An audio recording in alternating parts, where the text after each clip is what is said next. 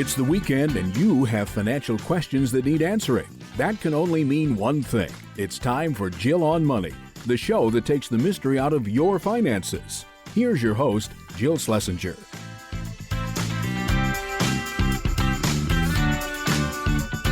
Welcome, welcome. It's the Jill on Money Show. This is the program that attempts to take the mystery out of your financial life. I am your host, Jill Schlesinger. I'm a certified financial planner.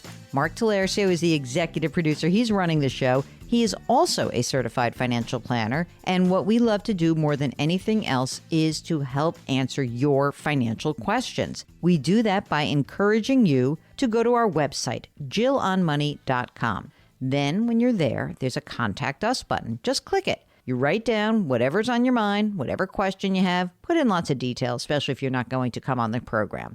But if you do want to come on the air, check that little box and we'll get you on. Mark does all the work. It really is great to have a Mark in your life, and I'm very appreciative of that. Anyway, so let us get to some of the nuts and bolts here. We already told you the name of the website, jillonmoney.com. While you're on that website, sign up for the free weekly newsletter. It comes out every Friday. It's a perfect warm-up for this program. Okay? Very excellent. Today, let's start the program with Laura. You'll tell from her accent she's from the South. So hello, Laura. How are you? Hey, Jill. I'm doing good. How about you? We are doing quite well. What brings you to us today? I've been thinking about writing in for a while, and I was prompted to write in when you brought up your recent show on annuities. Mm-hmm. And you said if you're being pitched an annuity, that you wanted to hear from someone. And here you are. And here I am. So, yeah, so that's the thing I thought, was what prompted me to write in. And then, again, I just thought it would be nice to unfold our whole scenario and see kind of what's what. That sounds great. So let's start with something very simple, like, how old are you, Laura? So I just turned 59. And are you working? No, I've retired at the end of 2021. Okay. And are you entitled to a pension? No pension. Okay. Very good. And you have a spouse? Yes, I do. And he is 67. He'll be 68 this year. Okay. Is he also retired? He did retire at the end of 21 as well. Okay. And what about pension for him? No pension, but he started Social Security at his full retirement age. Okay. How much is that Social Security?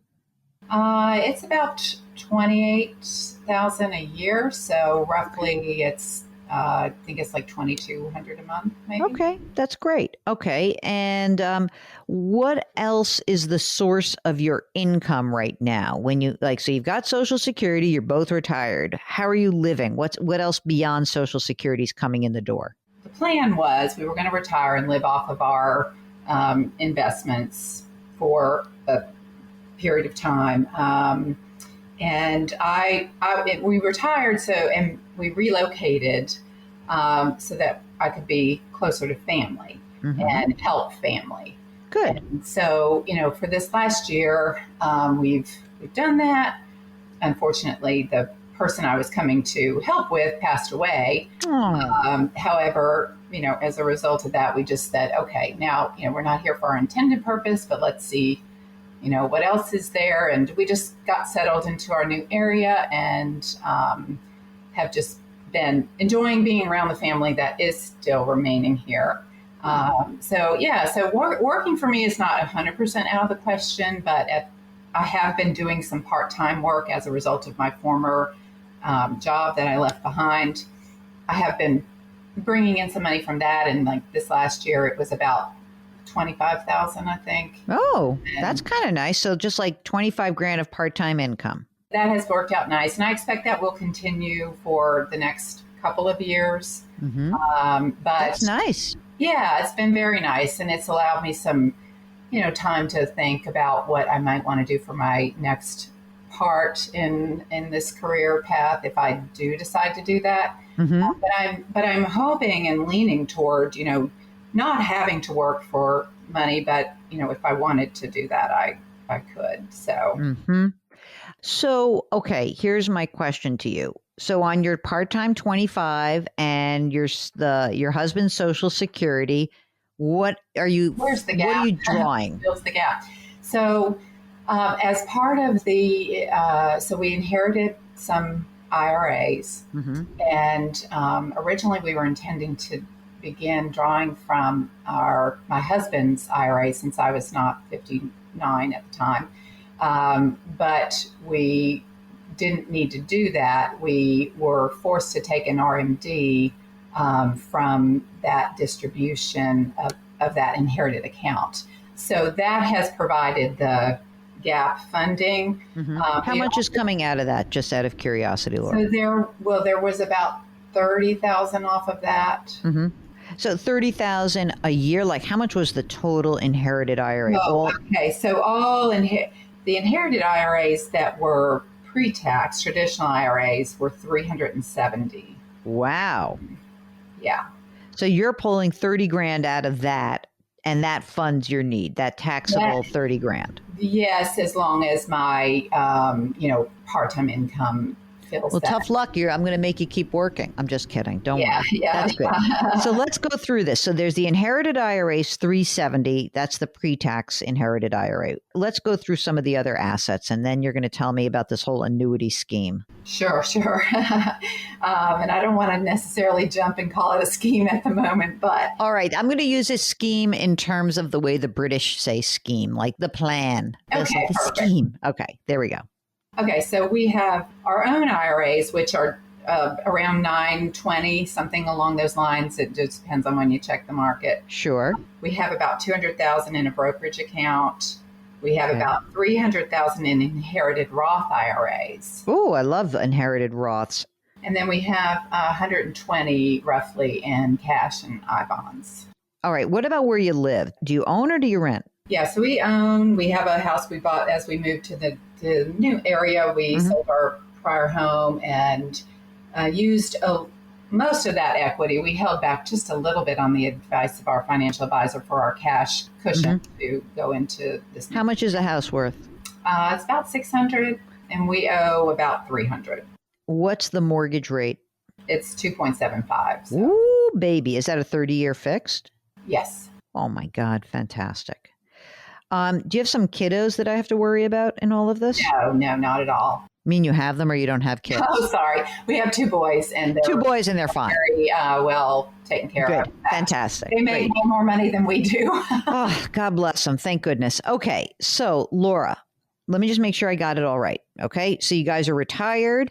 Your Social Security, about 28 grand a year. You're working part-time. That brings in about 25 grand. You need about another 30 grand, but that 30 you're pulling from the inherited IRA, which you were subject to getting those distributions out over 10 years. So you're doing that. And that basically funds your needs, correct?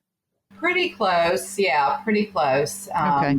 And I say pretty close because, this past year was sort of an experimental let's see, where are we? What are we doing kind of year? And I recently did, and we've budgeted and kept a budget for a long period of time. So I know pretty well what our expenses are. We really need to, ideal life is clear 100,000 before taxes. We'll get back to Laura in just a moment. You are listening to the Jill on Money Show.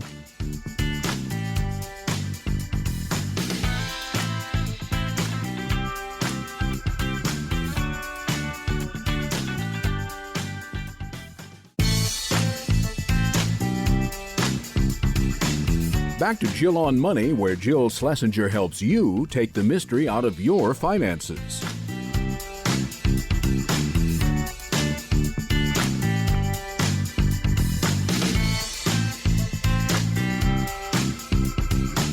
You're back. It's Jill on Money, and we are here trying to help you make better financial decisions. But I'll tell you one really easy decision that you could make that might help improve your life. You ready?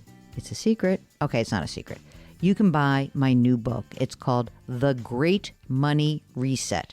Change your work, change your wealth, change your life. And this book was really a product of our community here on this radio show, on our podcast called Jill on Money. And the focus of the book is really to help you have a framework for making big changes in your life. And sometimes maybe not even big changes. Maybe if you're contemplating a change, the guidelines, the questions you should be asking yourself, the process that you need to take yourself through.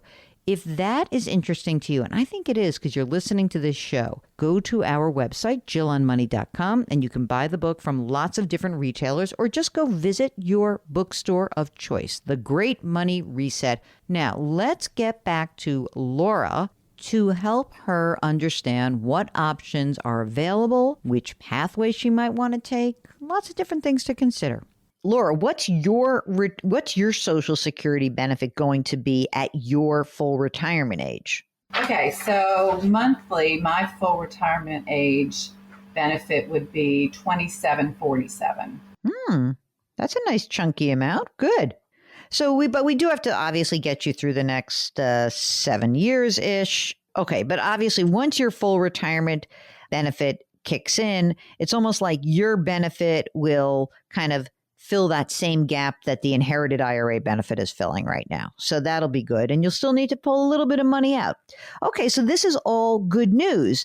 And you still have $900,000 in IRAs, $200,000 in the brokerage, and then this inherited Roth of $300,000. All seems excellent. So now tell me the pitch. Well, so what we have been being pitched, if you will, it has been that we take one or two of our IRAs. So in the example that I had most recently, it was using a $225,000 IRA and putting it into a variable indexed annuity. The pitch to that was that it would grow at 6% until we turned on the income stream, and that we could turn it on really at any point in time. Right. And so it would grow at that 6%. So, I mean, on the surface, all that sounds pretty good. It was a joint life benefit, and it would allow you to get about, I think it was, payout was 5%. And there was upside potential because it was, as I understood, it was variable indexed.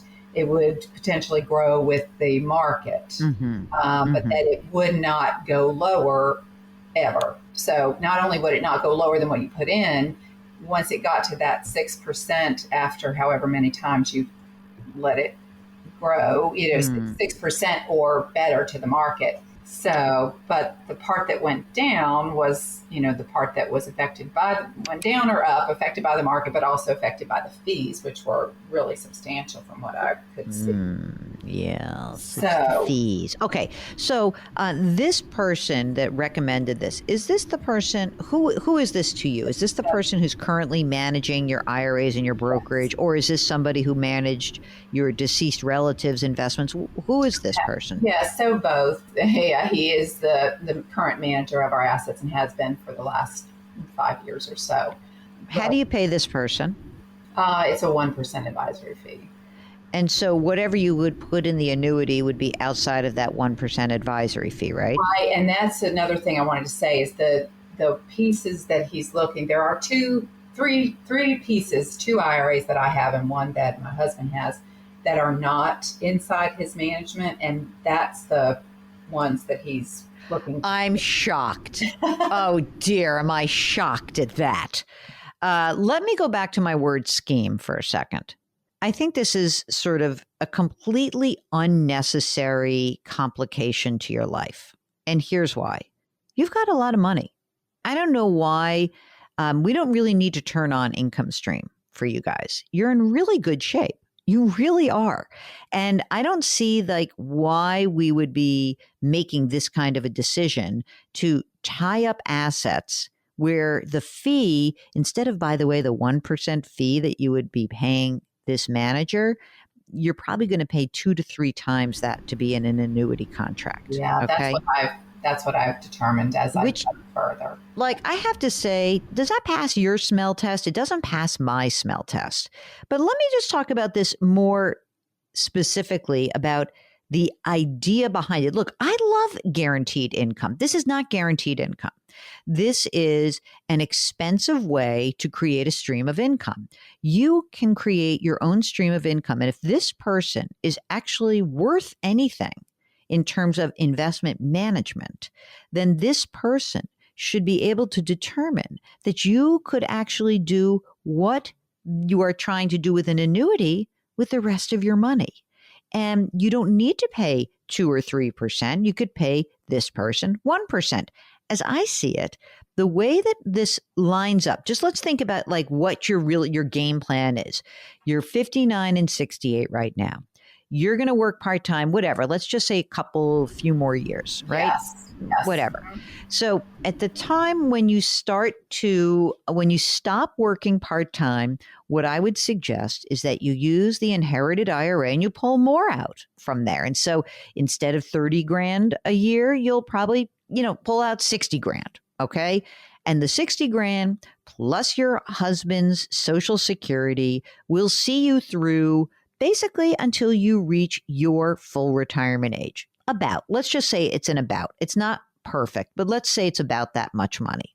Okay, so now that inherited IRA, I'm just crossing it off. It's done. It's like an asset that's been utilized, which is great. Okay, let's just pretend that it's 6 years from now. You're 65 and your husband is 74. And now your husband has to start taking required distributions from his own IRA. So now we are replacing the money that is coming from the inherited IRA, and you are now going to have RMDs from your husband. And thank goodness you're also going to have your own Medicare coverage. You're 65, life is good. And you are going to use those required minimum distributions and start funding the gap that way for just a couple of years. Okay. And you might pull out a little bit more from those RMDs, but not much. You'll be okay. Then you receive your full retirement age Social Security benefit, your $27.47 a month. And then you will now reduce the RMDs from your husband's account to a more reasonable amount where you just keep kind of plowing through. In other words, you'll pull the money out as you need it. You'll satisfy the RMDs and maybe a little bit more, and you will cover your needs. And essentially, what's so great about this is that I don't know what the difference is like in the 920 of IRAs. Would you say that's mostly your husband's or yours or split equally? It's about 2/3 his. And Perfect. So we're going to plow through his and start using that to fund the gap.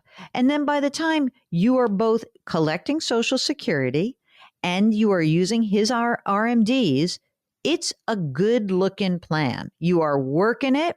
You've got money. It's coming through and you don't have to pay 2 or 3% for it. And every year at the beginning of the year, you're going to look at what your needs are and you're going to say, what is the distribution we're going to take for the year? You're going to take it out at the beginning of the year. So you satisfy the RMDs, you have your money, you pay your taxes due, you know what it is. You don't have it at risk. There's no futzing around with it. And the rest of the money continues to grow.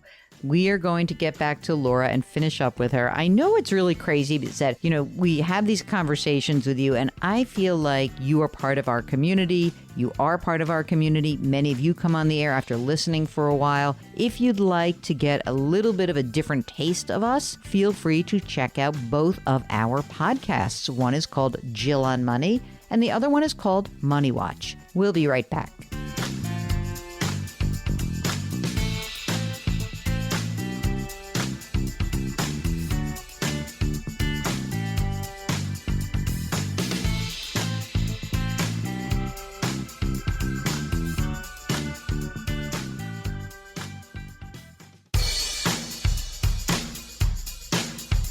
Do I invest here? Should I put my money there? Jill Schlesinger can help you. Back to Jill on Money. You're back. It's Jill on Money. And hey, we are expanding the Jill on Money community. We are starting to roll out a series of webinars. And if you want to learn more about that, you should go to our website, jillonmoney.com. And you can check it out. This is a subscription service, so I'm actually charging for it. I know, I do a lot of stuff for free, but this one I had to start charging for because it's going to be live, it's going to be interactive, there are special guests, so check it out. Very reasonable. Cheap, cheap, cheap, I promise. I wouldn't hose you guys, especially out of the gate. All right, let's go back to Laura and finish up with her. The thing that's kind of cool on the back end of all of this is that inherited Roth IRA is totally there for you. inherited Roth IRA plus the brokerage account. So that 500 grand plus your 120 in cash, that's like your get out of jail free card. It's like your back end stuff that you have. I would not choose to do the annuity, not so much because it's like, oh my God, the worst idea in the world and this dude's a thief.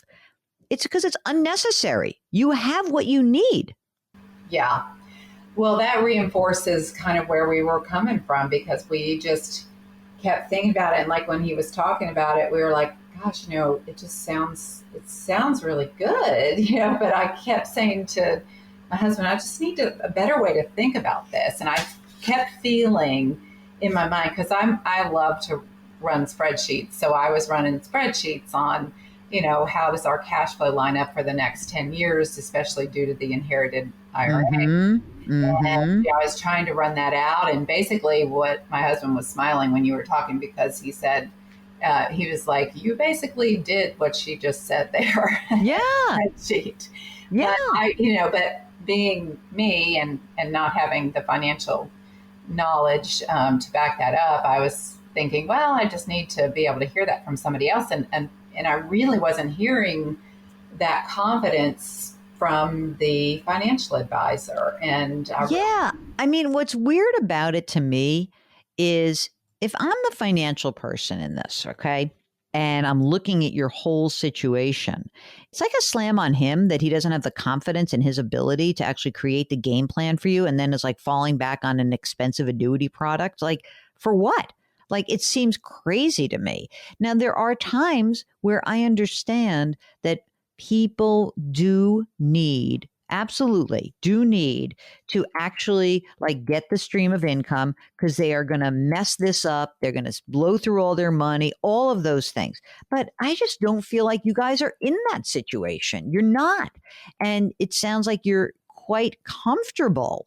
I just think that it's silly to me to consider that this is your best idea. It just seems really nuts. So that's me. Yes, I appreciate that. And I think we kind of had come a little bit more and more to that conclusion, and just really wanted to have that, kind of like nail in the coffin there. Like, that's done. We're putting that one to bed. Good. And I just want to ask one other question about this. Do you want to keep this dude as your financial advisor? I mean, like, I don't know, like maybe is the person that you're working with a fiduciary? Is that person legally obligated to put your best interest first? If the answer is yes, then, I mean, it's not a great look for this person. Okay, really. On the other hand, you know what? It is one of these things where I say, my God, at this point in time, do we really think that this is the best idea? Like, really, even forgetting about like fiduciary non, like, this is your best idea? Like, maybe I would shop for a new person and get a different view on that. Just my 2 cents, that I would look to maybe find a certified financial planner, somebody who has a different view on it. If you got a fee only financial planner, which means somebody who does not collect commissions at all, that person might give you a better view into like, this does not pass our smell test. That's all. And if you go through that process, it is a process worth considering. That's what I would say. Well, I appreciate that viewpoint, because it's definitely been in the back of my mind. I had some, allegiance family wise, not of course, not a family member, just somebody that has been with our family for a while. And I get it. I totally get that. I mean, and it's hard. These relationships are ingrained. It's also okay to be like, this was not a great idea. And you know what? I want another view. Yes, that's right. Well, I wanted to ask if you would think it would be advisable for us, like, we're all invested. I know we didn't talk about the different investments, but I feel like we're all, we're invested, fairly broad across the market. I know is good for the long-term growth, but what I wondered is, would it make sense to take some of the inherited IRA and turn that into something that, was more steady, predictable growth? Because right now, the amount of that IRA, I think, for the next 10 years, we can pull out exactly what we need. If it didn't grow anymore, we'd be just fine. Well, I mean, look, if you're asking me whether you should be 100% stocks, no. If you're asking me, should you be thinking about, what I would be doing is I would say, okay, what amount of money do I know I need every year? And then I'd throw a CD in for that amount that it matures next year at the beginning of the year. So that money is there for you, by the way. And then, maybe you start looking at throwing in some bond funds that kick off some income. It's not taxable to you inside of the IRA account, and pull back on the risk a little bit. That seems particularly smart. And, again, on that inherited IRA specifically, where you're going to take 30 or 40 grand out a year.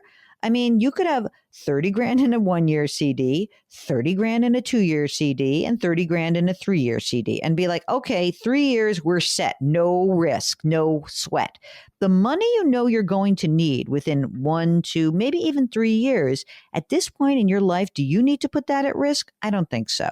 For everything else, just to reduce the total risk level, I mean, you're young, you're 59, right? So I don't think that you should be at zero risk. I just think that the risk that you have in your accounts should be scaled based on when you're going to access those accounts. Now, I'll tell you what, when we first got an email from Laura, it was basically about an annuity. But as you can tell, we get into these conversations that are live with you that bring up other issues. So if you're being pitched a product, it's not a yes or no about the product. What it's about is what else is going on in your life, what do you need, and how can we help you assess the options that lay ahead. A little bit of work up front really might clear out a lot of the mystery around your money. And we love to clear out mystery. It's Jill on Money, and we'll be right back.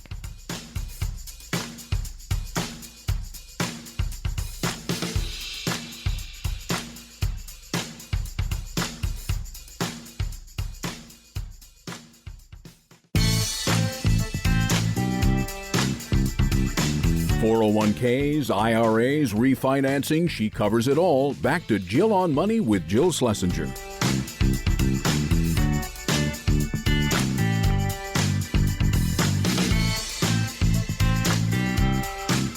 You're back. It's Jill on Money. Let's do an email. This one is from Alessandro, who says, I'm a big fan. I love your decisive answers guiding people through these times.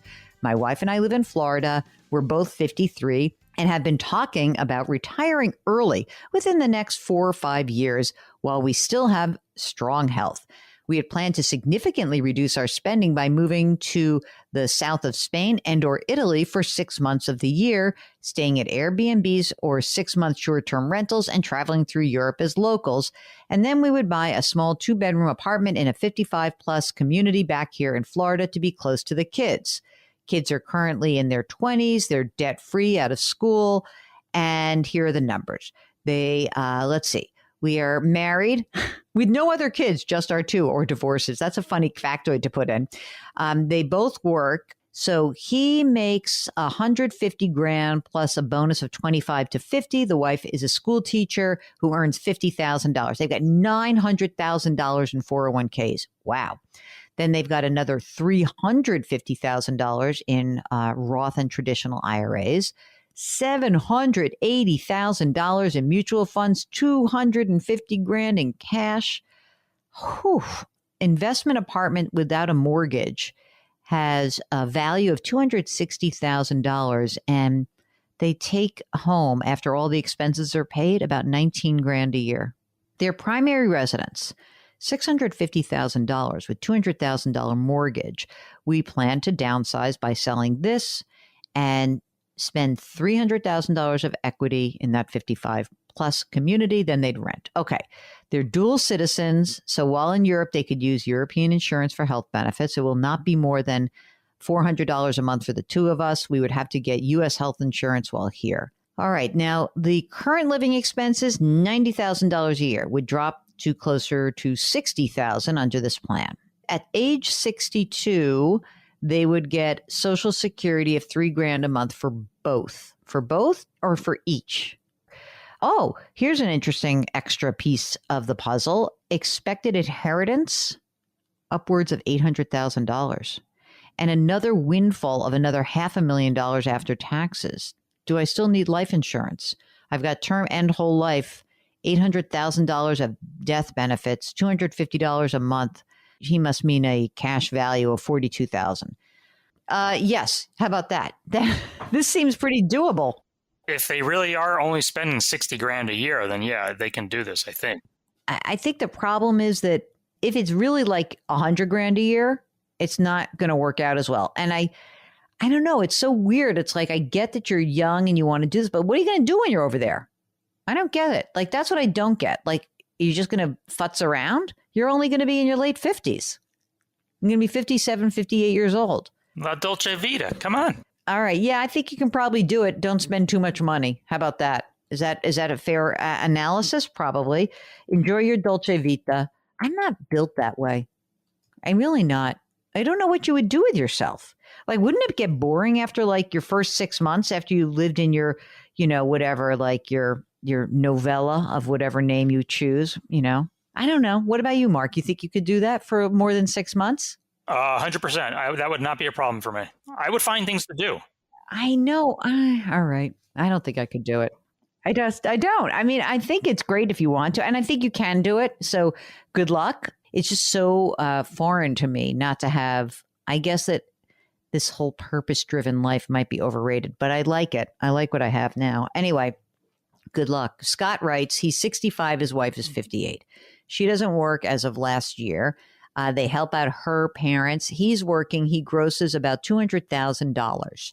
We have $60,000 in Roths, $2 million in traditional IRA.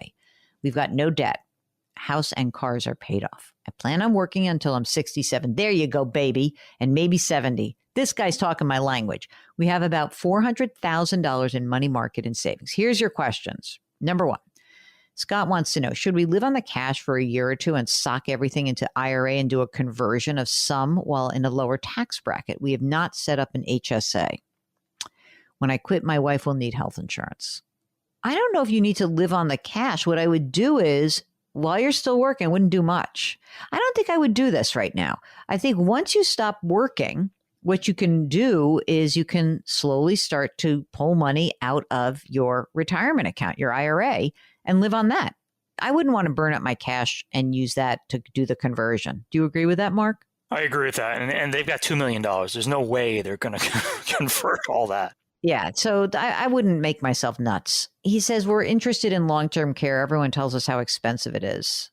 The care is, but how much? Well, listen, if you look into long-term care, you do have this, you're in a peculiar situation of having some risk. So you could look at what it would cost. I think you're going to be very unhappy when you find out the cost of long-term care policies. I really do. I don't know. Your expenses are 10 grand a month. I don't think you have a lot of worries here.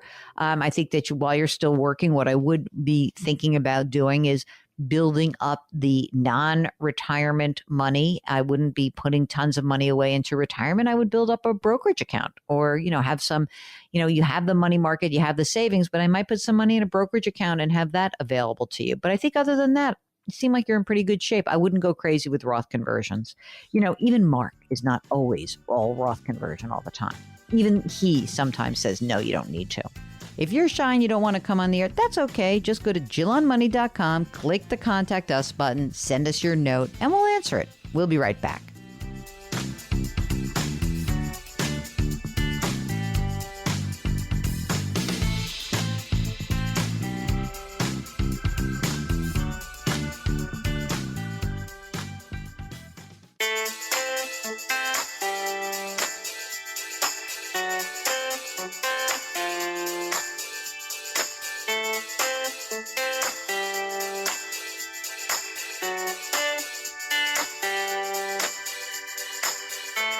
You're back. It's Jill on Money. And before we close out the hour, I like to end with a little email. So here is one from Regina, who writes, I have $105,000 in cash, $350,000 in a traditional IRA, $20,000 in a Roth, and $45,000 in a taxable account. My Social Security is $1,400 a month. I'm in good health and I don't have any debt. I'm looking to buy a house in retirement. and I thought I might be able to purchase one for $150,000. But I realized that in the area where I'm looking, the cost could be more like $200,000, which would leave me with a mortgage. I'll also need an additional $1,000 a month for living, and I plan to cover that amount by finding a part-time job. Does this even look like a reasonable idea? I'm 65 years old and I'm single, and I don't want an apartment. Well, Regina, here's a couple of issues to consider. One, if you need to generate $1,000 a month, it's fine to get a part-time job now, but as you get older, it may not be feasible to keep working. So let's think about it this way. Let's say you're 65 and you can get some part-time income for the next 10 years or so. That would mean at age 75, we've got to actually rely on the money you've saved to generate income for you. And I'm concerned that if you use a lot of this money that you have accumulated and put it down on a home, even with a small mortgage, it really robs you of liquidity. Is there any way that you could look into renting a home versus sinking your money into a purchase? I don't know. I think that might be a better idea. Remember, gang, when you are looking into the future, you really have to pay attention to the liquidity factor, the access to your money. This is what I'm talking about in Regina's case. We don't want all that money going plopped into a house because then she won't have access to it for income. All right, that's it. That's the end of hour one of the Jill on Money Show. When we return, many more questions. Yay! We'll be right back.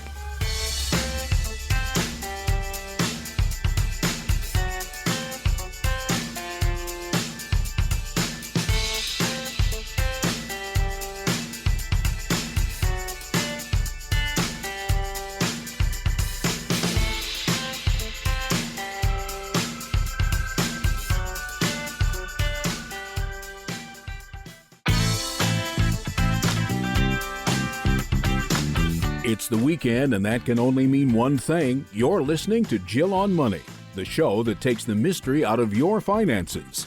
Here's your host, Jill Schlesinger.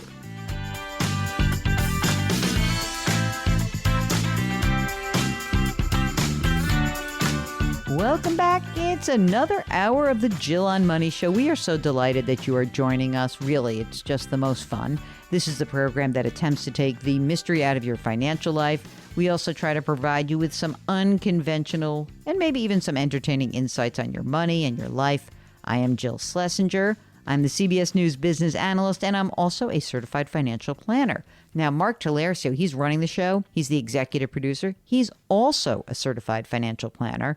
And with those designations, we hope to help you navigate your financial journey. And we hope to do that with a little bit of knowledge, some common sense, maybe even a little bit of laughter, because, we don't want to take it all too seriously, right? If you want to get in touch with us and ask us your financial question, all you need to do is hop onto our website, jillonmoney.com, click the Contact Us button. If you want to come on the air, you click the box. If not, we will try to do email episodes. And this hour, we're going to do some emails. This is from Jennifer, who writes, my husband and I are in our mid-40s. We've got gross earnings of $320,000 annually.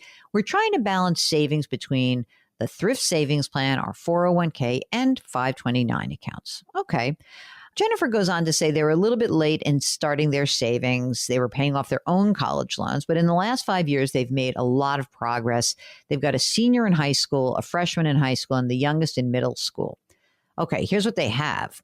$830,000 in combined thrift savings plan and 401k, $135,000 in combined 529 accounts. Wow. You started late, but you're doing well. They are not maxing out contributions to their retirement. 10 to 15% annually is what they save, and they get an employer match. They think college costs will be $30,000 annually. They plan to fund half of the cost through savings. Based on our income, we're in the 24% married filing jointly tax bracket. What percentage distribution between traditional and Roth would make sense in order for us to continue to save aggressively in 529 towards kids' college in the most tax efficient way? I recently stopped adding to my oldest 529 account, but I still contribute $1,200 monthly to the younger two kids' 529s. They live in Virginia. They've got state tax deductions of $4,000 annually per each 529 account. Oh, well, wait a second.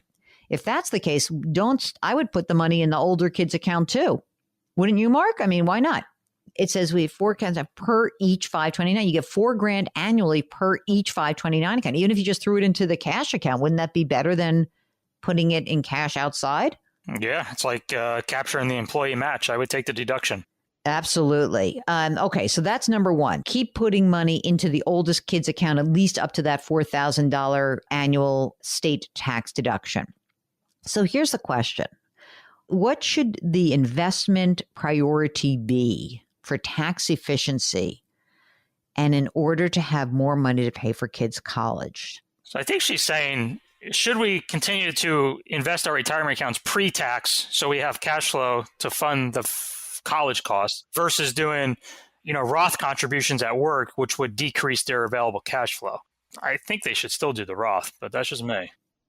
Well, right now, they're putting in 10 or 15%. I think what I'm not understanding is that money going into the Roth version of the TSP and the 401k, or is that going into traditional right now? I think it's traditional, right? Yeah, I think so too. They're comfortably in the 24%. I think you might be right, Mark. Maybe you should do half and half. Why doesn't one of you do a Roth and the other one do the traditional? They're not going down to the 22%. They're in the 24% solidly, which is the bracket starts at 191 and it goes up to 364. We don't really know a lot of other stuff. So we don't know whether you have money that is sitting in any brokerage account. We don't know if you have an emergency reserve fund, but I think if you're feeling a little bit wobbly about that, maybe what I would start with is one of you use the Roth option and the other one do the pre-tax option and see how it goes and see what the availability is of your cash flow. It sounds like you got a lot of money in there.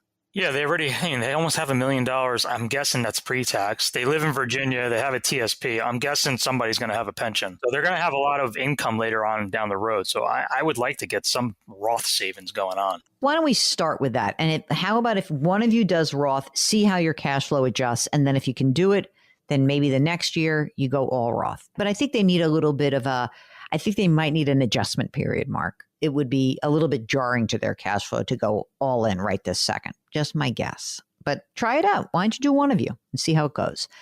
Okay, this is, I don't even know. What is that name? This is a long name. So we're just going to say, okay, Bart. That's good. Bart's subject. Where do I put my next dollar? I'm 48 years old. I'm single and I file head of household. I have a daughter starting high school and the other one starting college. I make around $200,000 a year. I'm sort of overworking in the traditional sense. I'm looking for a great money reset in about 5 years. I know someone who wrote a book about that. I have about $950,000 in 401k and Roth accounts, about 3/4 of which is pre-tax. I have $750,000 in a brokerage account. Wow. The house is worth $450,000. There's a $70,000 outstanding home equity line of credit, and I'm paying that down aggressively. There's a second home worth about $350,000. It has a $210,000 outstanding mortgage at 3.25%. Oh, I'm considering selling my primary residence and moving to the second home. That sounds good. If I don't, I can turn it into a cash flow positive rental because it's in a resort area. There's no pension. My Social Security at age 70 is projected to be $4,500 a month, although this could be impacted by me downshifting in a few years. I doubt it because it's based on your 10 highest years of earnings. My goal is to spend most of my 50s working half-time, which is feasible due to my field. Okay, so let's see what we got. I max out my 401k pre-tax and my HSA. My company's plan offers in-plan conversions, and that allows me to invest after-tax money that immediately gets rolled into a Roth, and that greatly expands the ordinary contribution limits. That's the old mega backdoor Roth. When I have additional money to invest, should I put it in my brokerage account, which is managed by Vanguard, or put it into the Roth. My plan has great low-cost options. I'm planning my annual spend in pre-retirement to be about $90,000. I haven't gotten your book yet, but look forward to reading it. Well, you better get it if you want to read it. Come on now. Let's go, Bart. So, Mark, let's see here. What do we have? He makes $200 a year. He's got this. He's got a lot of money saved. He seems to be in quite good shape. Should he put more money in his Roth, or conversely, should he put it in a brokerage account? What do you think? He's got a lot in the brokerage account already. Yeah, $750. Plan allows for the backdoor Roth. I would probably do that. I would do the Roth also, because I think you're in good shape. And it sounds to me like the plan, your plan of action, your kind of off-ramp is a really good one. So I dig that. All right, we'll get back to more of your questions. It's the Jill on Money Show. Go to the website, jillonmoney.com, and you can ask your financial question. That's how easy it is. All right, we'll be right back.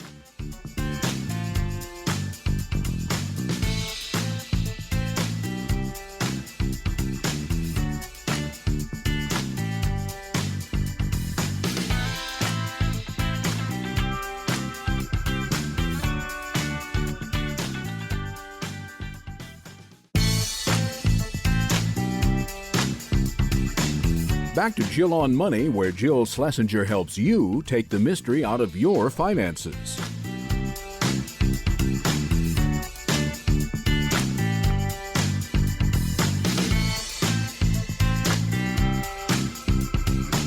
You're back. It's Jill on Money, and we are answering your financial questions, helping you make better choices in the future. Next up, Nancy writes that she enjoys the pod and the radio show, which airs in her area. WBEN Radio in Buffalo, New York, one of my favorites. Okay, this is the query. When I lived in North Carolina, I joined a credit union that is now offering 3% on CDs. I still have money there, even though we have moved to New York. Can't find any comparable credit union or bank that's offering as high an interest rate. Why is it higher in North Carolina than it is in New York? Thanks for the info.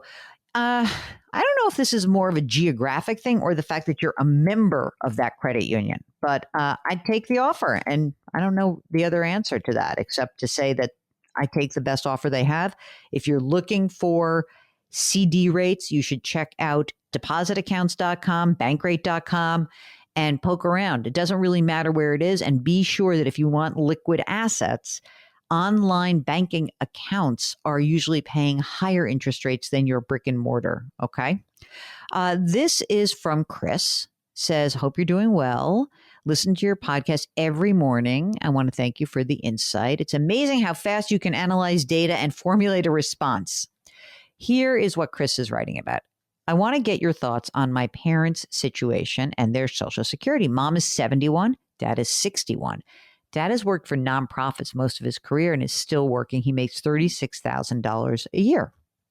Mom stayed home with us, never really worked outside the home. They have about $300,000 in a brokerage account, $200,000 in cash and CDs. They have a paid-for home of $300,000, no other assets. Okay, in your opinion, how do you think they should approach drawing Social Security? Dad will be 62 this year. He'll be eligible to draw Social Security.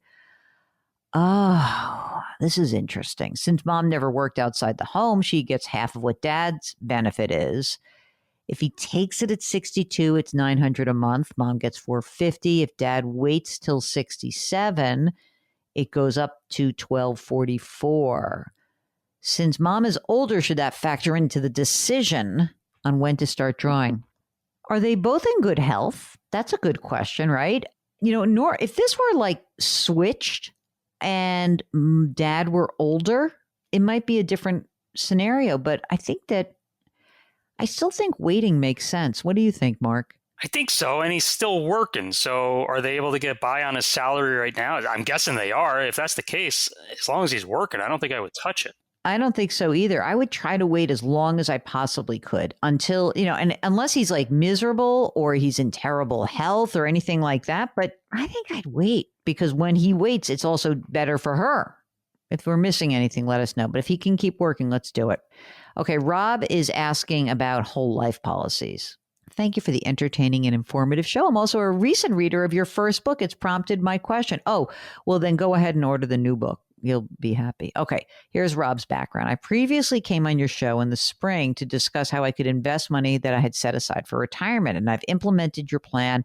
I'm on track to max out my Roth IRAs for my wife and me this year, and we've allocated about 18 grand to my Roth thrift savings plan. Something we didn't cover was the fact that my wife and I each have whole life policies to which we pay annual premiums of, wait for it, Mark, $5,800. They're in their late 30s. They've got a 7-year-old. They have whole life policies that have face values of $250,000 each. We've entertained the idea of stopping these policies and using the money to finish maxing out my work retirement plan and our Roth IRAs. So here are the options. Take surrender value of each, $22,000. Put it in your high yield savings account as an emergency reserve fund. We had already been considering these policies as part of the fund. Take a reduced paid up option, leaving us $100,000 of paid up insurance in place. Continue to pay the 7 years on the policies. And we also have term insurance ourselves, so I'm not worried about underinsured. If we stop paying, we know we would reallocate the monthly amount to my work plan, max it out going forward. Hey, let me just be clear. I'm having trouble working through is the feeling of the sunk cost. I hate that sunk cost, Mark. Remember Annie Duke talked so much about that, and whether the potential long-term care benefit riders would be worth it in the future. Thanks so much for your time. I want to find out if I'm a smart person doing dumb things with my money. Okay. You ready? Here we go. Get rid of these policies. Take the surrender value, do the 22 grand each, put it in your high yield savings account. That's your emergency reserve. Use the additional cash flow and max out your plan and just get over the sunk cost. Sunk cost is such a funny thing because it really does. It's like, well, I put all this money in. Who cares? You are where you are. You wouldn't make this decision going forward. So I say you're done. Move on. Don't worry about the long-term care riders. Then you're in a good place. By the way, his PS is like a little by the way. I'm usually the morning riser in our family, and we'll typically start the coffee, fire up this podcast first thing in the morning. If I'm listening to the pod when my wife comes down for coffee, it's very typical to get a good morning, hun. Good morning, Jill greeting. Kind of love that, don't you, Mark? You're part of the family. I am. Good morning to you, Rob's wife. Okay, here's the subject. Can't believe I'm actually writing Jill and Mark. So this is from Joanna. I'm a listener over the past year. I stumbled upon you while looking for personal finance podcasts, and I'm obsessed, all caps. You two actually make me look forward to my drive to and from work, and you always make me laugh. So thank you. Hoping you can answer a couple of questions for me and my wife. I'm 42. My wife is 48. 2 dogs, no kids. Income, 400 grand combined. Retirement, $500,000 combined. We got a late start. Maxing out Roth 401k for me and traditional for my wife, along with maxed out health savings account for me and 401k match. So they're saving, holy moly, 70 grand a year towards retirement and additional $60,000 a year in a brokerage account, $130,000 in cash. They spend $14,000 a month. Well, I mean, they make 400 grand. That's not terrible. Question 1, purchasing a new $90,000 car in a couple of months. Hello, Tesla. God, it just kills me. I mean, maybe cars are gotten a lot more expensive, so we're like the worst people to actually ask about that. Okay, purchasing this new car, what are we going to do? We can replenish, save. Okay, pay cash, then finance. Yeah, pay cash. Pay cash. What are we doing here? Come on. Of course, you're going to pay cash. We're not, I mean, you got to replenish the cash. Joanna says they can replenish cash like $5 to $6 grand a month. So I'm okay with that. You feel good about that, Mark, paying cash for their stupid $90,000 car? I mean, if you're going to do it, that's the way to do it. Yeah. Okay, Joanna. I hope you like your dumb car. I hate cars so much. Oh, I just hit 100,000 miles on my car, by the way, Mark. Question 2. I'd like to understand our long-term financial picture, assuming we can continue to save as we are saving now. Can you suggest a reputable fiduciary in our area who can do a one-time review and projection of our financial lives? Yes, I can. Good luck. I'm happy that you are obsessed, and I'm very happy that you contacted us. And also tell us what kind of car you're buying. I can't even, I would never spend that much money on a car. It's too much for me. Oh my God. I've never spent, let me think about this. I've never spent more than, because I always buy used cars. So I've never spent more than $35,000 on a car. I'm going to have some serious sticker shock next time, aren't I? Well, I'm putting it off for as long as possible. Okay, this is from Bo, who writes, my uncle recently passed away. I'm sorry. And Bo's trying to help his aunt out with her financial situation. She was not involved with anything financial. She's struggling to understand how to proceed. They have a lot of credit card and mortgage debt. I'd like to get some advice on a plan going forward. Well, you know what, Bo? What we could do is we could have a conversation with you about her situation. We encourage you to come on the show and like have all her stuff together, and we can maybe walk you through some ideas. Maybe we can get rid of some of this debt. Maybe we can really try to bang some of this out. She doesn't have to even be on the line. She can just listen. And then we can talk about how you could proceed, but we need a lot more information before we do that. Okay? We'll get back to more questions in a minute. It's the Jill on Money Show. We'll be right back.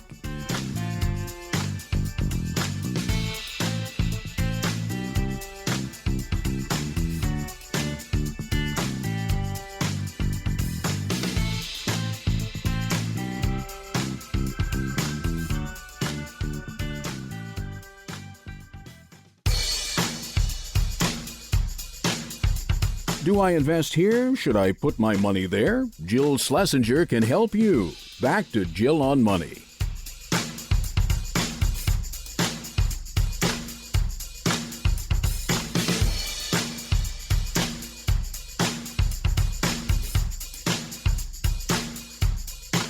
You're back. It's Jill on Money, and we are trying to maybe help you reassess the things going on in your financial life. And for many of you, this radio show may be just enough. For more of you, perhaps you might need some financial advice that's a little bit more in depth.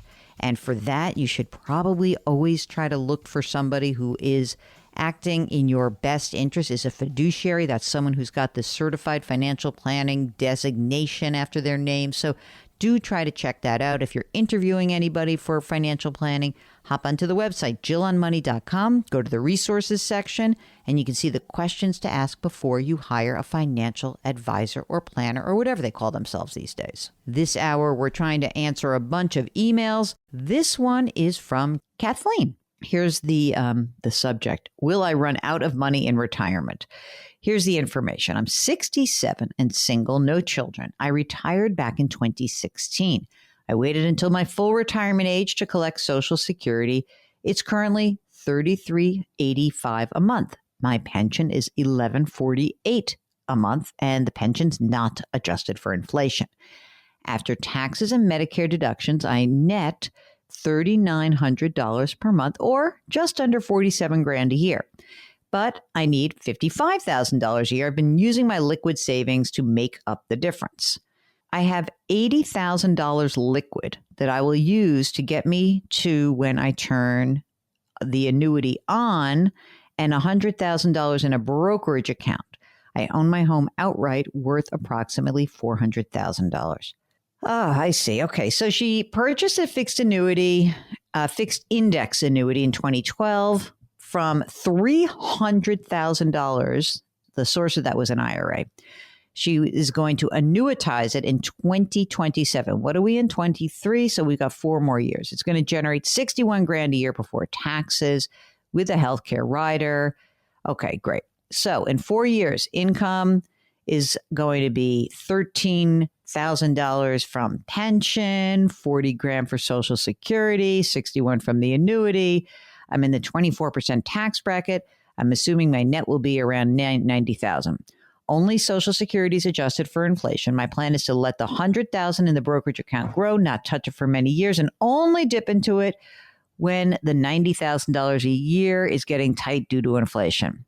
What do you think of my plan? I am from New York City and moved to Florida 15 years ago. All estate documents are complete. Okay. Okay. Well, I mean, first of all, if you're feeling tight, I'm not sure I'd use up any of my liquidity.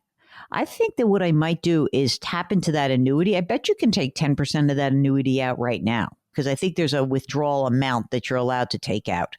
And I might do that before I started soaking up my liquid assets, the 80,000 liquid and then the 100 grand in the brokerage account. That's the only change I would make to the plan. That's what I would tap between now and the next 4 years. I wish that you hadn't bought a fixed index annuity way back when. You have it, so I'm not going to worry about it now.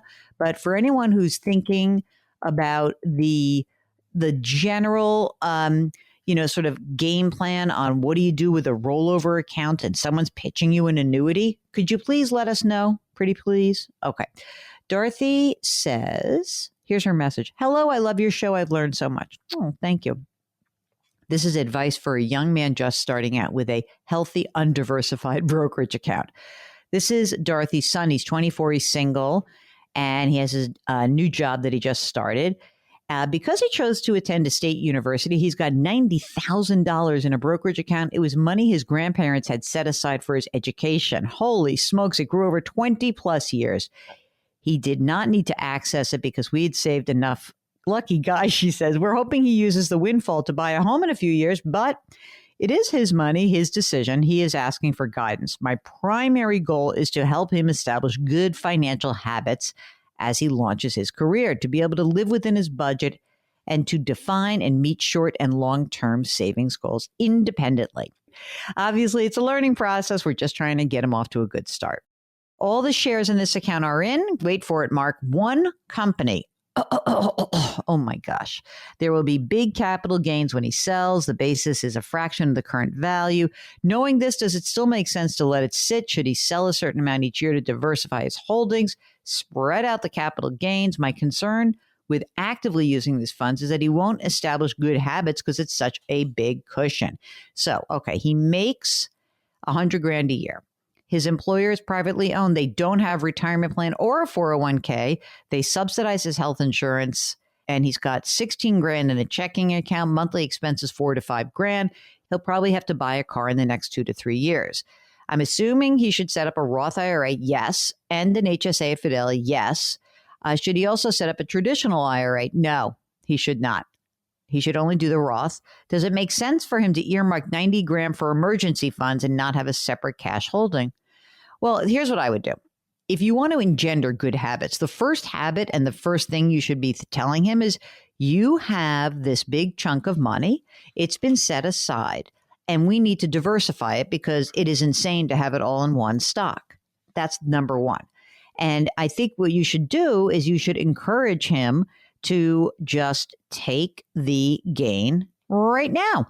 And he's got an income of $100,000, which means that as a single person, he would be subject to a 15% capital gains rate. Have him just do that. As a single filer, he's under the threshold for the Medicare surtax. So I would say the first thing we should do is tell him about the account.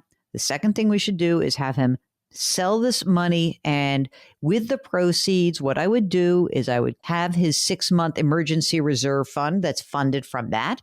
And anything else in the balance is low-cost index fund. Boom, that's it, done. That's the best habit that you're going to be able to put in place for him, which is don't put all your eggs in that one basket.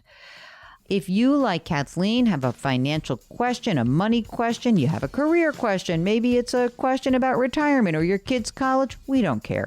Go to the website, JillOnMoney.com, JillOnMoney.com, and click the Contact Us button. While you're on the website, don't forget to subscribe to our free weekly newsletter. Mark puts it together. It comes out every Friday. Jill on Money. We will be right back.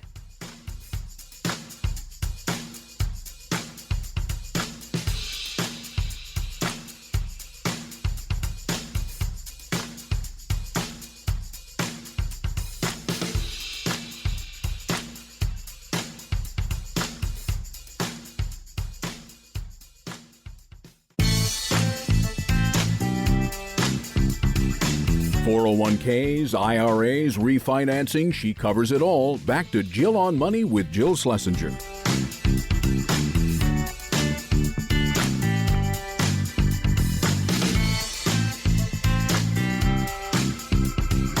You're back. It's Jill on Money. Were you having fun navigating our website? The content changes quite a bit. And in fact, we are rolling out a brand new, exciting part of the Jill on Money community. It's the webinar series. We're going to be doing quarterly webinars.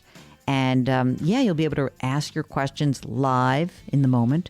You'll get to see what Mark really looks like. He's made a splash recently with that appearance at my book webinar. Anyway, you can get all the information on our website at jillonmoney.com.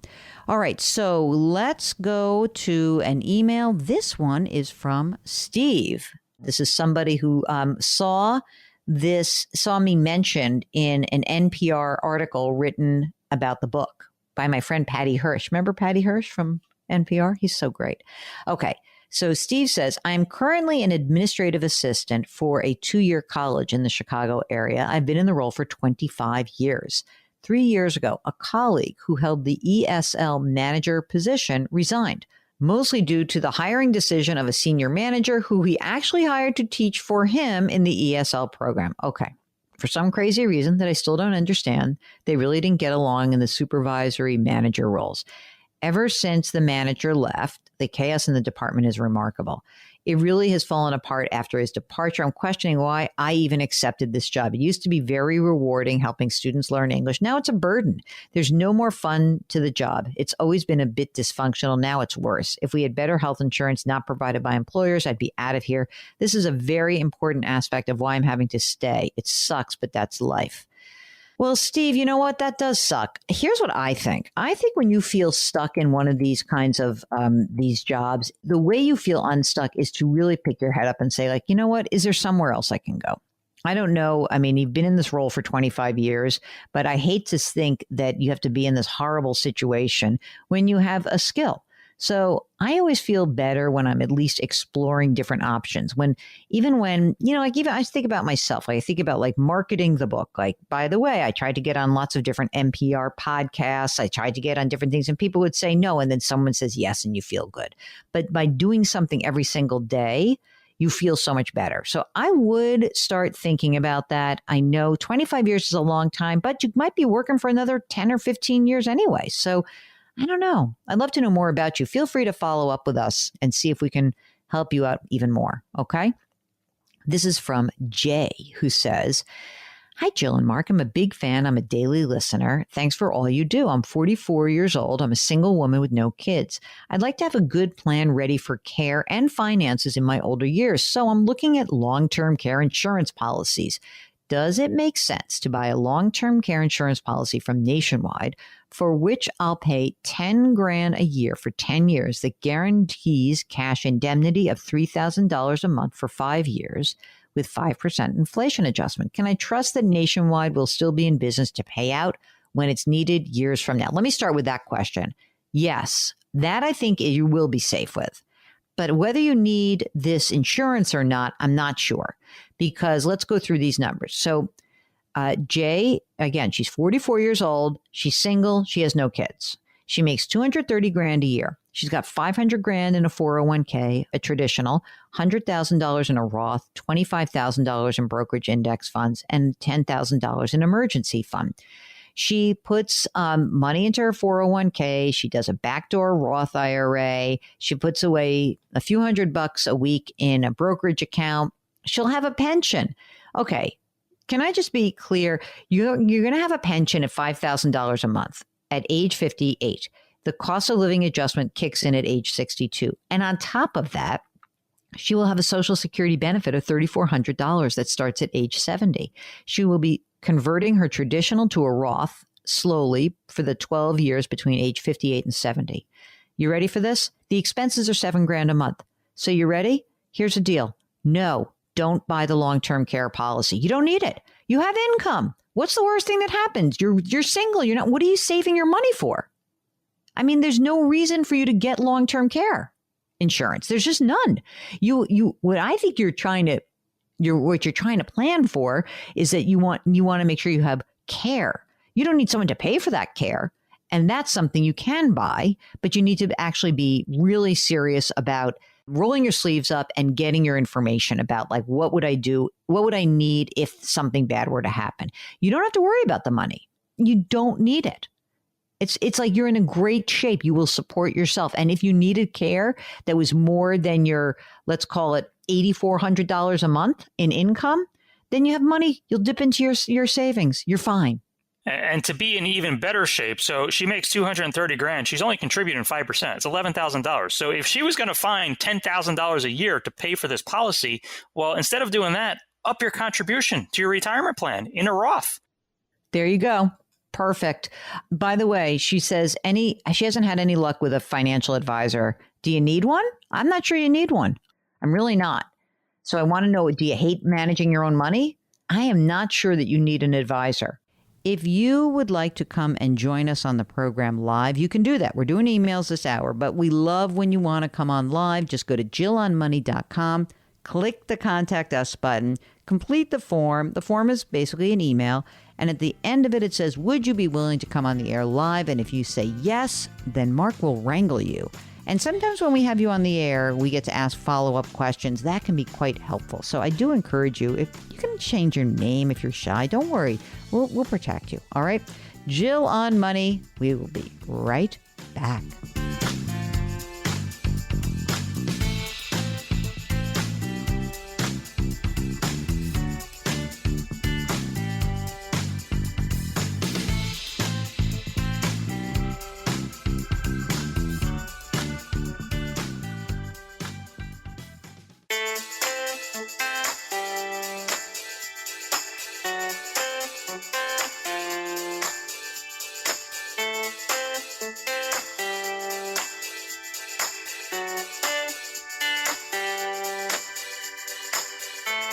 You're back. It's Jill on Money. And before we finish the program, one last email to squeeze in. This is from Derek, who writes, I'm a city employee and I was looking into purchasing a prepaid funeral plan for me and my wife.